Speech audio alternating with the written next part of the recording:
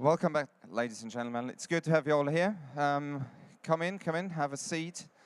Next up, we have the mastermind debate. Problematic or programmatic, very difficult for a moderator, killing or creating opportunities. Now, as you all know, automated platforms, RTB, it's all evolving. However, there are challenges arising with it. And what if, for example, what if brands don't trust in RTB? What if the data quality is not as good as it's meant to be? And what if REST inventory is not the stuff that brands want to have? So I'm not asking any questions anymore, but there's a guy who's running this panel now. He's backstage, and he's from a system integrator of the programmatic space. Please welcome the co-founder of Unbound, Mr. Brandon Moorcroft. That's right. Good afternoon, everybody. Welcome to today's conversation around programmatic. Is it problematic or programmatic? Fun little topic to debate. Goal today is to both educate and debunk some of the myths about programmatic. So let me introduce my colleagues on stage. We start with Mike Baker, CEO of DataXu. Yeah, it's exciting. Arun Kumar, president of MAP. Richard Wheaton from Neo at Ogilvy. And Brian O'Kelly, the CEO of AppNexus.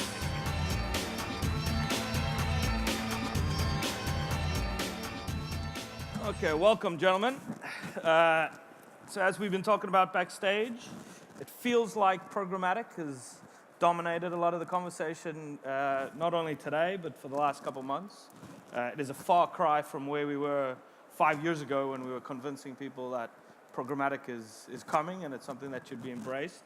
But there is still a lot of confusion in the space. You guys represent all sides of the industry. You all come with a set of solutions. You all come with perceived either misperceptions or ideas of what your company does. So why don't we start there? Introduce yourself and tell us about the myth that you want to debunk about what your company does. Mike, let's start with you. Okay, I'll go first. Mike Baker, I'm CEO of DataXu. DataXu is known as for being a demand-side platform, or DSP.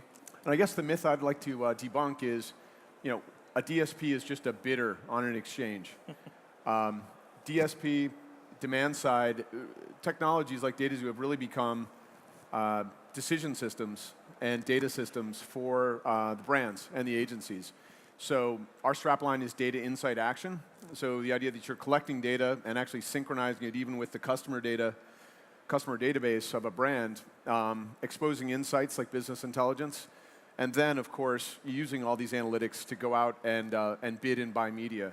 So the myth is DSPs are just simple bidders, and in fact, they're much more. So glorified ad serving is a gross understatement. Well, for what it is, but I mean, in some ways, I have a friend who was the creator of the first buy-side ad server, which before DFA, it's called Ad Knowledge. And he said what companies like DataXu are doing are the thing that ad servers should have done, just becoming really smart so that they're actually making decisions about the creative, about the impression, about the price to pay. And in some ways, I think he's right. I totally agree. Arun, you're the trading desk guy. What myth about trading desks do you want to debunk today? Well, there's so many. So I basically run programmatic for the 14 biggest markets outside the US. I think the myth that I want to debunk is this pejorative use of the word trading desk culture. And the reason why I want to do that is because there's a bigger concept attached to that, and it's more around automation. Programmatic is a part of that. And the way we view ourselves is we are the team that leads agencies or is leading our agencies into a new future where technology actually is going to be a key driver for marketing activity. And I think that that's often missed out on the debate around trading desks, which is what I'd love to debunk right now.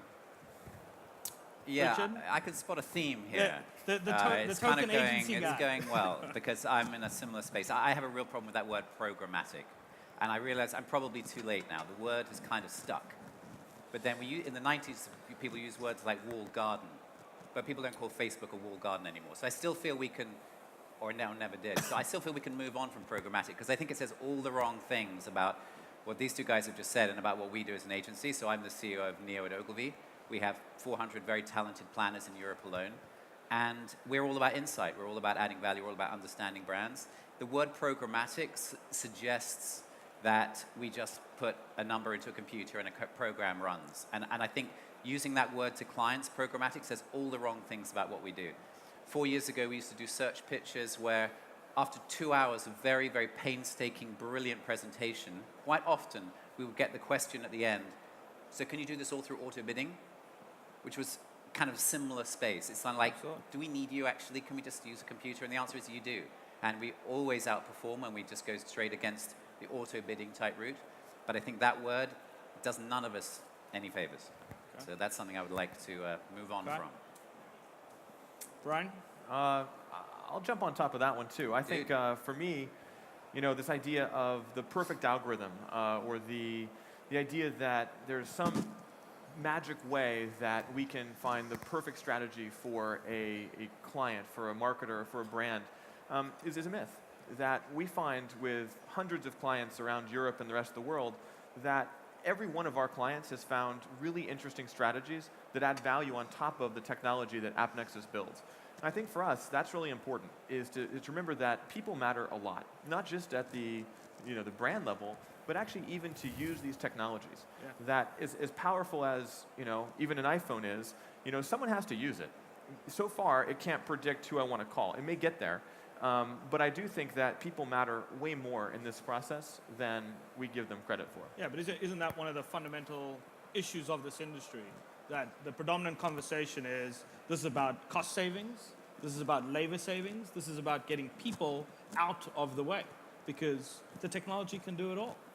And yet, look at the size of dmexco, right? Every year it's growing 50%. So there's no, it's not like the number of people in this industry is going down. Well, So I think the real issue is you need a different kind of skill set now.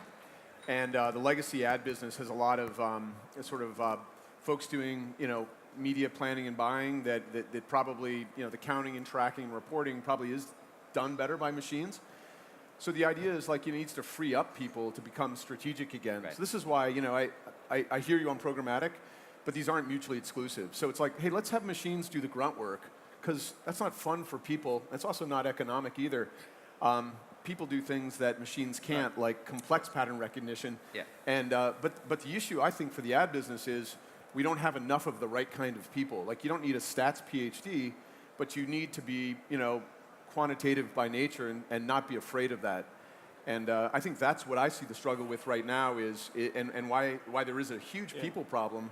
And actually, we're a big number of jobs short, probably all of our companies, on the right kind of person to deal with these technologies. So as the guys that are selling the services in, both Richard and Arun, isn't that part of your responsibility to teach and train clients about what their expectations ought to be for what the space provides, and that this is simply not a way to save money on driving an agency fee down and using a software tool to replace what you were paying for an FTE? Yes, so I think that's, you need to start looking at the other spectrum of programmatic, which is what does a brand do in a real-time world? And it's not just about media buying, but where there are so swift responses coming back from consumers, how do you engage with them? There is so much of data, et cetera. But what's the strategy for a brand in that world? And therefore, where does programmatic fit in? And what you would find is you are not going to be able to remove the components around custom content or creating experiences and telling great stories.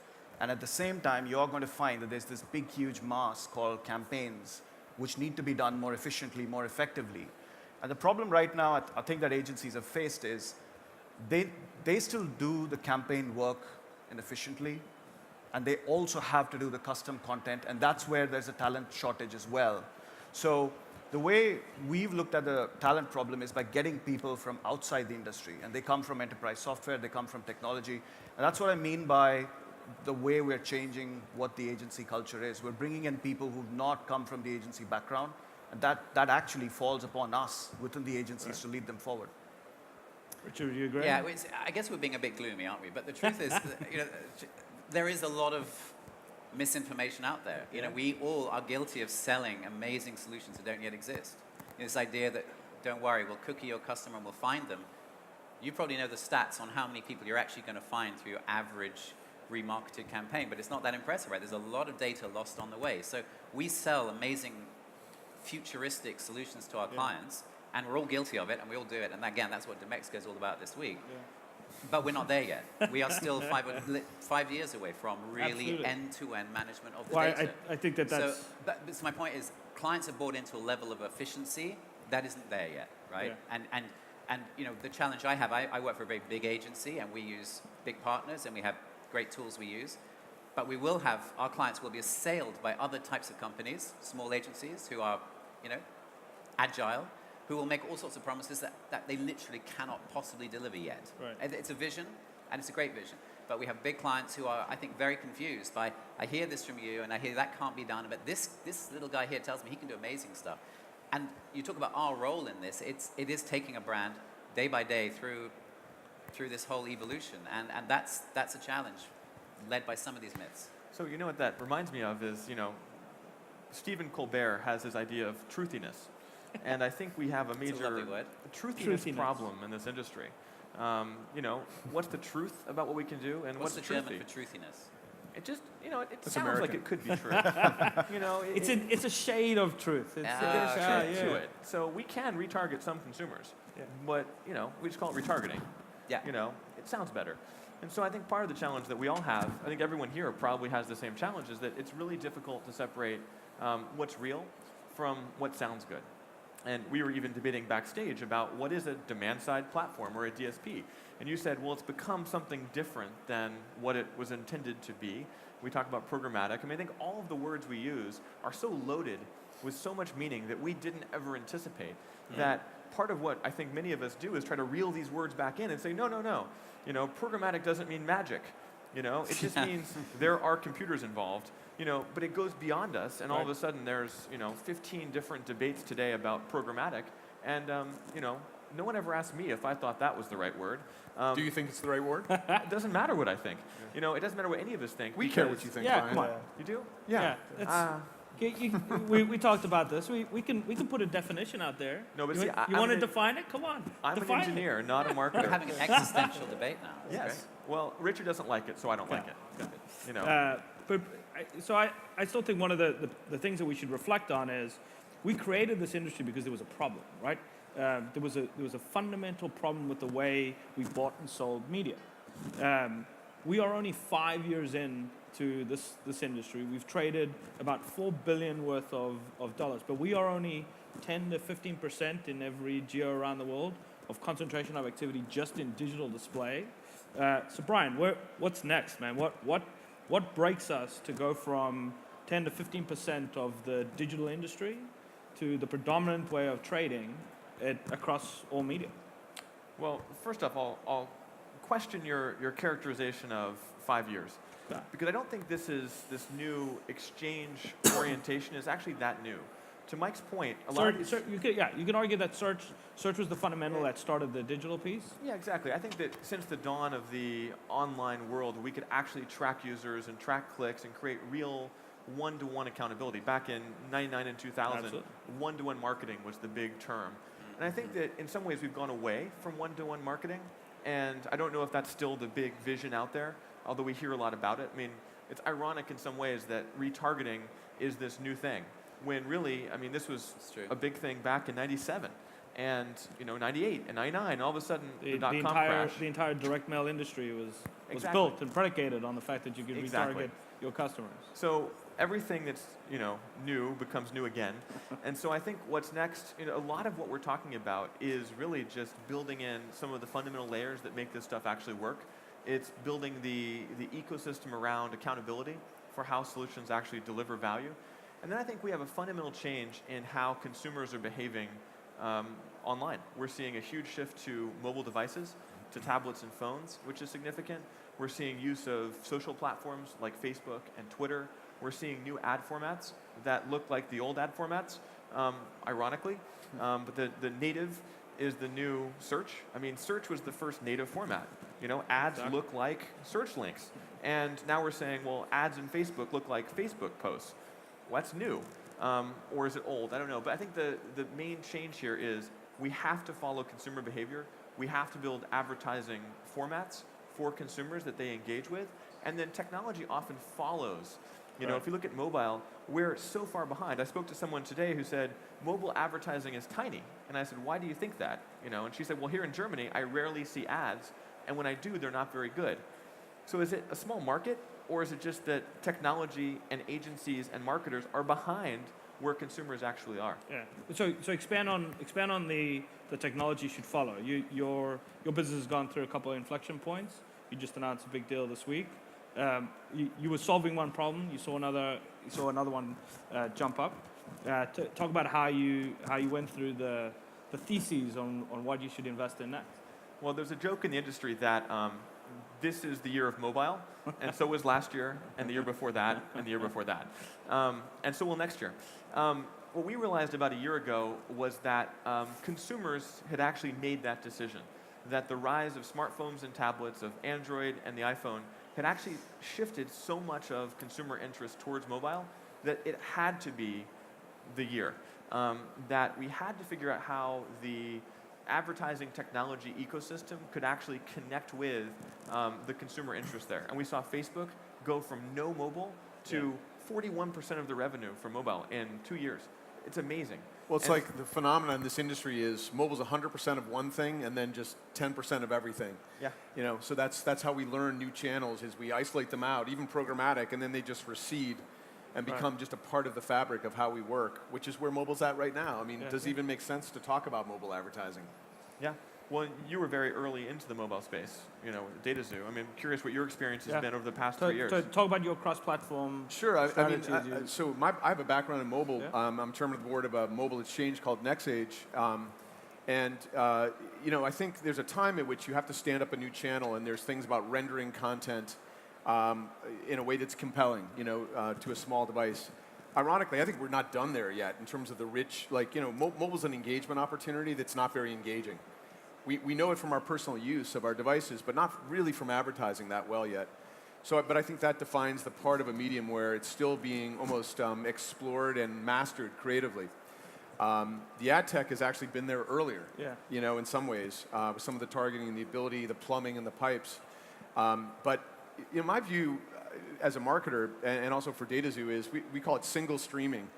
Whether it's a tablet or a smartphone or even a connected TV, all of which we're running on in some fashion right now, you know, actually a campaign just kind of comes in the top and hits different hierarchies of targeting. And actually mobile winds up being the superset of everything because you have devices and carriers and operating systems and all these sort of targeting parameters that don't exist on PCs. But we sort of believe that ultimately, you know, the big existential problem in marketing, and where I view programmatic is about data, really. So you can use data on the consumer level for one-to-one stuff, but then also data about your investment, right? Like, we're getting much closer to solving this existential problem of what is the incrementality of this one ad versus that one. And that's really the trend I see. So it's almost like the rise of cheap computing and lots of data is kind of empowering people to say, I'm going to forget my econometric modeling and tops-down, hokey regression analyses. I'm actually going to go bottoms up and really figure out like a real-time media mix. So I think it's the data that is the big change agent here. And for that reason, you know, the channel sort of matters less and less, and the device type and the ad size. I mean, they're all just parameters. I mean, you guys get to use the tools. Yeah, I mean, it's an interesting thing. Is what comes first, chicken or egg? Why do we have programmatic? Why do we need it? And or real-time bidding, I could even say. And you know, I had this real. RTB, there we are. We heard that. I just created this amazing phrase instead. That was last year's word. So I had this amazing moment about 3 years ago with a very senior American Express client, where I was talking about the campaigns we were running very successfully, and I talked about the fact that they stopped their budget due to a technical issue on their site, and they were running their campaigns on this certain card acquisition campaign up to a certain month, and then we stopped because your budget was held. And then we started again. And I started talking like a 6-year-old, because I started saying, well, the computers had forgotten how your campaign was being optimized, and we started again at a lower level of efficiency, and then we got back up there again. And he went, why? Why did you lose all the efficiency? And I said, oh, that's the networks. That's who we use to use all this.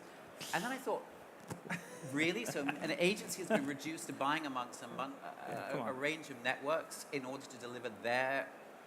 What's our reason for existence? So for me, that is the whole thing about what RTB is. It allows the agency to get right back in there, get all those layers of understanding. When we stop a campaign, we start it again, and we build from there.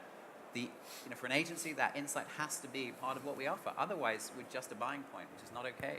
We have to be adding that insight. That insight actually increasingly starts to feed into what the creative and the media agencies are starting to do. It has to get a lot more upfront. It can't be the tactical stuff that we do in order to improve campaign optimization.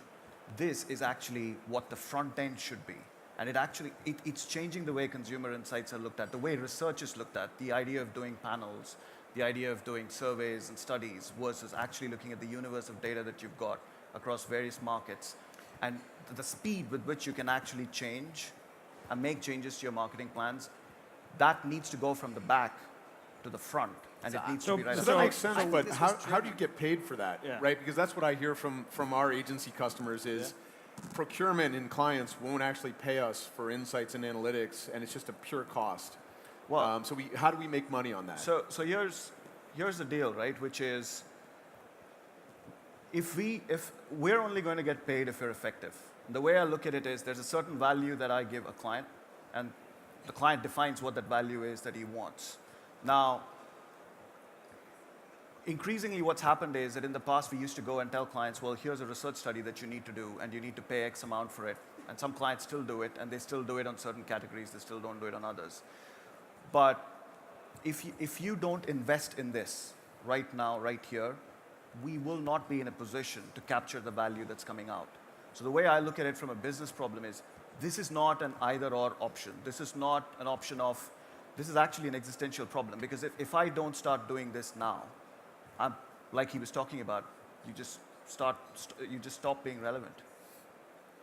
But I think that, Mike, I think you're right in that the common perception is the insights and intelligence that drive the most value are the things that are kept secret, the special sauce that gets added, and the primary compensation model is still the number of people that you've got working on a piece of business or the time it takes to get something done.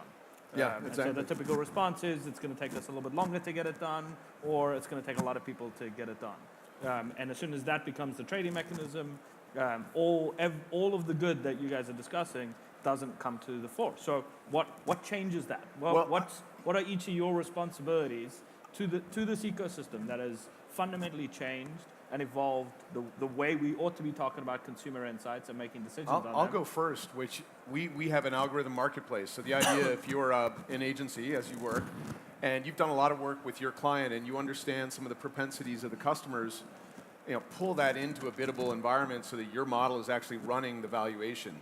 So the idea that the algorithm itself is something the agency can help create the coefficients and create a proprietary solution. And it's that's something we've partnered with agencies on. Not everybody has the capability to express that, but it's very, very sticky and it's very differentiated. And you know why you're working with this agency on their programmatic versus just some generic cheap DSP. Yeah, Arun, can you sell that? Yeah. So it's can it be sold? Yes, absolutely. Is it being sold? Yes. But I don't think that it's still I don't think we're there where we can say yes, we finally cracked the model and we can do it. But what's starting to happen is there's a greater understanding from clients now that this is not a way of just buying cheap stuff. Because that's where it was 2 years ago. This is just a way to buy cheap stuff. And you know what? If you are not giving me that cheap stuff, I'll go somewhere else and I'll buy cheap stuff. Or so what's the difference between you and an ad network? All those debates are in the past. And the whole idea of... Are they really? I mean, that's Brian, great that you're Brian, past that. Yeah, Brian, do you agree with that? The notion that this is just a way to get access to cheap remnant stuff and that's cheap reach and frequency. Yeah, that's the primary currency by which we still trade on? I think results speak louder than, terms like remnant or cheap. I mean, fundamentally, we've seen incredible results from very high-cost premium inventory. We've seen poor results from cheap inventory. I mean, it doesn't really seem that surprising if you think about it, that often the cheapest stuff works the worst. So, I mean, I think most people are really much more result focused. I don't know what your experience has been. Correct. And the definition of premium has changed. It's no longer space, it's just the audience. And we've time and again proven this to clients that when you look at places which you thought were premium, where your audiences were, versus the results that you got, it doesn't always correlate. And actually that is when they start to see the difference. They start to actually recognize why this thing is important. Richard, you buy that? Yeah, I mean, the question you come with is the value we add. How do we get a fair fee? And I think that is a relationship between you and your client. We're on a journey. Clients are becoming more and more understanding of digital, but I feel like it's getting more complex every year. There's more and more layers. The insight coming out of data is a challenge for every CMO in the world, and I just see the role of the agencies becoming more and more important. So I don't worry about that, and I think the nature of pitches is changing. Each phase, clients are more experienced. You have a very invested internal search client in a way you didn't 5 years ago. Right. Very invested DSP client now. And so you're not educating them anymore. You're really coming to them with, this is how we're different, in a way that 5 years ago it was all very new. And I think we are becoming more part of our client's business every day in a way that it's not just building brands, it's not just creating demand, which we do. It's actually linking all of these tools to their business. That's what I think an agency is now, and that's, again, as you say, we're 10, 12 years into this revolution. It's not done, and if people are applying old business models to the way they procure our services, that's a conversation we need to have, and maybe adjust that. I agree. Mike's got a question. I'm really curious about, you're saying the role of agencies is growing more important. I see this survey that says there's a higher percentage now of in-house agencies, and we talk to clients who want to run more marketing operations internally. I mean, how do you reconcile those two things? And especially in a world where all the systems are being connected, how do you as an agency connect in to the enterprise? Yep. Clients could do anything in-house. They could build their own DSP, they could have their own doctors, they could make their own TV commercials. You have to decide what's your core business. And I think some clients, really their core business is media, right? They are effectively a direct response brand, and I'm surprised they outsource some of their services. Others are product companies, they are very, very good service companies, they are financial companies, and media is not their business. And what we find when we take business out of a lot of client business and we put it into Neo, the performance goes up dramatically. Why is that? Because they hire a guy, very good guy, 4 years ago, who brought his skills into their organization, and his skills are probably about 4 years old. And we go in there and say, my God, you're just totally out of date in the way you're doing stuff. It's no one's, being evil here. They just simply haven't kept up to speed. What agencies have to do every day is meet partners like you, find the new innovations. With a mature search campaign, the only way you get the next level of performance is by finding new stuff to do. You can't, the bids are optimized, right? So that's our role. And again, I'm comfortable with that. A lot of in-house agencies then outsource. Yeah. And they tend to hire all ex-agency guys to do it as well. Those jobs, anyhow. Yeah, if there are. Okay, so a lot of concerns, a lot of opportunities. There's still a ton of complexity. Richard, you alluded to it. It's just getting more and more complex to execute in this space. I think that one of the challenges that we have is as the complexity increases, the amount of tasks just continue to explode. One of the things that we probably should do is stop doing certain things. That never happens, does it? If we could stop doing certain things. What's something that we stopped doing in the last 12 years? What should we stop doing? Brian, why don't you start? What's something in our industry that we probably would be better off if we stopped doing? I think from my perspective, we're not going to get there anytime soon. And we are seeing we are seeing increasing opportunity for almost every player in the ecosystem. Here in Germany, we've talked to partners who have extraordinary data sets that they want to expose and unlock into the ecosystem. This data will let marketers do things they've never done before here in Europe. We've seen this in the US, but in France, the exact same thing. Major media companies have really interesting first-party data that we haven't really done a good job of exposing. We see new formats, we see new media. Mobile is a huge focus for AppNexus. We announced this partnership with Millennial Media that you mentioned. Yep. We're going to open up the largest chunk of mobile inventory in the world for this ecosystem. I mean, So what I think we have to do is figure out how do we contextualize that and reduce the overall complexity. And I think platforms like DataXu, platforms like AppNexus, other companies have done a good job of trying to pull together capabilities. But I think Richard's right that the role of the agency is in a large part to choose the right partners, to find ways to bring the latest technologies and the latest formats into the client, and in some ways to be an advocate for a lot of this without agent. Yeah. Agent. Oh, I like that. There you go. We should coin that. Yeah. That Richard, could be next year's word. programmatic agent. Agent. There we go. But I can't think of anything that's dropped off the table in the last 12 years, right? It just keeps growing. It accumulates, and Yeah. nothing ever goes away. I'll Keeps us go young. next. I think we should stop operating in silos. And because we set up a person or a team for every new thing, and then it just sort of it parses the world into so many little pieces that we're a victim of our own complexity. And I think the time is right for just integrating these solutions. And I do think the clear lead there is data, just integrating around the consumer and just reading out of this whole environment the complexity of all the sort of siloed, fragmented ways of trying to reach the consumer. Okay. I think you do that through having a data-centric view. Totally agree. Arun? I would say we should just start having conversations with clients on something that's more long-term and just take, like what was spoken about, that it's a journey, and then speak about what that journey is going to look like. Because I just have a feeling that sometimes we have this tendency, all of us, of going and saying, here's the next big solution, and it's here now. And you can start doing this stuff tomorrow. And then you go into it, and then the complexity just starts to add on. And then you say, well, I can do a little bit of this and a little bit of that, but that's going to take a lot longer. But if you lay down a vision and say, here's the direction in which we're headed, and here are the milestones, and here's how you're going to get there, I think there'll be a lot more buy-in. And we've got to understand that clients are going to be, marketers are going to be partners in this. They're not people who are buying services. They're going to co-create some of these services. They're as important in this ecosystem as all of us are. Great. Richard? I can't remember the question. What were you asking? What should you stop doing if you could? No, I can't think of anything we Nothing. can stop doing. Honestly, it's just getting bigger every year. Okay, so Twitter, Facebook. Let's just play fun. futurists for a second. We're back here next year. What are we talking about next year? What's the big thing that? Ooh. What did we uncover this year and we solved for and we can move on from? Let's throw something Mike, out I'll there. put you. I'll go put Mike first? on the Okay. spot first. Well, my money's on all this sort of data and analytics being applied. Data, you like data, yeah. I like data, you know that, being applied to the guaranteed direct portion of the media plans. So even in the US, I don't know, what is it, 75, 80% of the advertising investments, even within digital, are not through exchanges or Absolutely. APIs. Still direct- I love direct bot. APIs, don't get me wrong. We have these public exchanges. Now we have the private exchanges. AppNexus and others have set these up, and I think that's interesting. It's still a little kludgy.